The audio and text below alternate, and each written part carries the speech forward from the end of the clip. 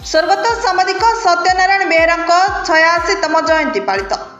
जुगे जुगे पुरुष केन्द्रिक समाज रे नारी मानक दुर्बला अबला इत्यादि कही अवहेला करा जाय आछि। नारी समाज सृष्टिर मूल आधार और परिवार गठन रे संपूर्ण समर्पित, किंतु ताकु निर्यातना सहिबाकु पड़े।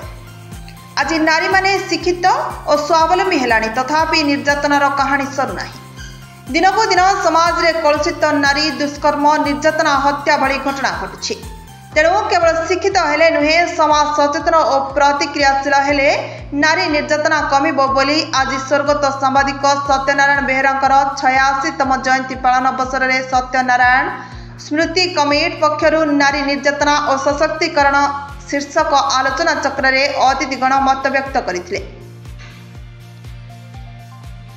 स्मृति कमिटीर सभापति प्रदीप्त कुमार मिश्र सभापतित्व और संपादक पूर्णचंद्र पंडा संयोजन अनुष्ठित यह आलोचना चक्र रे मुख्य अतिथि भाव में साहित्यक, कवि तथा दक्ष प्रशासक सुवर्णपुर जिलापाल डॉक्टर नृपराज साहू सम्मानित अतिथि भाव में, बलांगीर पौराध्यक्ष लिका साहू अतिथि वक्ता भाव में, ओटीवी चैनल न्यूज एंकर सांबादिक राजश्री साहू और अर्गस न्यूज चैनल एंकर सांबादिक नीलिमा प्रियदर्शिनी जोग देथिले।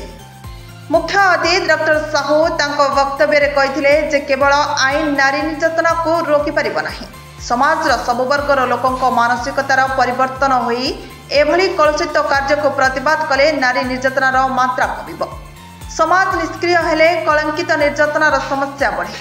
अनेक गुड़िए जीवंत उदाहरण देई आम समाज किभली सब अपकर्म को आखि बुझी देइछि ताहार अवतरण करिथिले। तेणु सचेतनता और प्रतिक्रियाशील होई प्रतिवाद कले नारी निर्यातना को कमाई हेबो बोली मुख्य अतिथि डॉक्टर साहू कहिथिले। एही अवसर में डॉक्टर नृपराज साहू को मानपत्र और उपढौकन देई सत्यनारायण बेहेरा स्मृति सम्मान प्रदान करा जायथिला। एही कार्यक्रम में बलांगीर सांबादिक और सहर बुद्धिजीवी एवं विभिन्न अनुष्ठान जोग देथिले। सत्यनारायण स्मृति कमिटी गोटे सुंदर आयोजन करिसेंती एवं आज तांकर विषय वस्तु रखा हैतिला नारी निर्यातना एवं सशक्तिकरण। आमे मु गोटे कथा खाली कहबी जे नारी माने जुगे जुगे सशक्त, से माने केबे अशक्त नुहंती कि शक्तिहीन नुहंती, से दुर्बल अबला आमे केबे भी कहि परिबा नाही। किंतु गोटे जिनिसर आवश्यकता अछि, आम माँ कि भौणी मैंने बोधे भूली जाउछंती तांको भितर जो शक्ति अंतर्निहित होकर रही।